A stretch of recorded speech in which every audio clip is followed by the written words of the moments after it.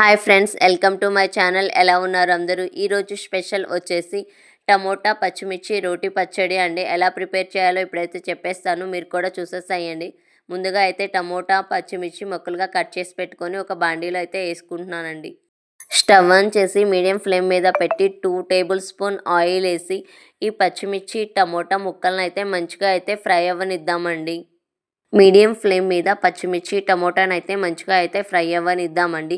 చూస్తున్నారు కదా, వీడియోలో నేను చూపించిన విధంగా చేయండి. ఇలా ఒక 60% ఉడికిన తర్వాత ఇందులో ఒక చిన్న నిమ్మకాయ సైజ్ అంతా చింతపండునైతే యాడ్ చేస్తున్నానండి. ఆ చింతపండు కూడా మొత్తం మిక్స్ అయిపోయే వరకు అయితే ఫ్రై అవ్వనిద్దామండి దీన్ని. అన్నీ అయితే బాగా మిక్స్ అయిపోయాయండి. ఇప్పుడైతే స్టవ్ ఆఫ్ చేసుకొని పక్కన పెట్టేసుకొని చల్లారనిద్దామండి. ఇప్పుడైతే మన రోటి పచ్చడి అయితే ప్రిపేర్ చేసుకుందామండి. ముందుగా అయితే ఒక రోల్ తీసుకుందామండి. అందులో కొంచెం జీలకర్ర వేసి మెత్తగా అయితే దంచుకుందామండి. నెక్స్ట్ మనం ముందుగా వేయించి పెట్టుకున్నటువంటి ముక్కలన్నీ వేసి ఇందులో మెత్తగా దంచేసుకుందామండి. మరీ మెత్తగా వద్దండి, ఇలా చూపిస్తున్నట్టు ఒక్కలొక్కలుగా. ఇందులోనే కొంచెం చిన్నుల్లిపాయ అయితే యాడ్ చేస్తున్నామండి.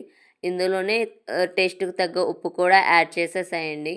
ఒక ఆనియన్ కూడా యాడ్ చేసి మెత్తగా అయితే దంచుకుందామండి. చూసారు కదండి, వావ్! మన రోటి పచ్చడండి ప్రిపేర్ అయిపోయింది. ఇంతకు ముందు కాలంలో చూసామండి రోటి పచ్చడి, ఇప్పుడు ఎక్కడ ఉంటున్నాయండి. చూస్తేనే వేడి వేడి అన్నంలో ఈ రోటి పచ్చడి వేసుకొని తింటే ఉంటుందండి. వావ్ అంటే వావ్!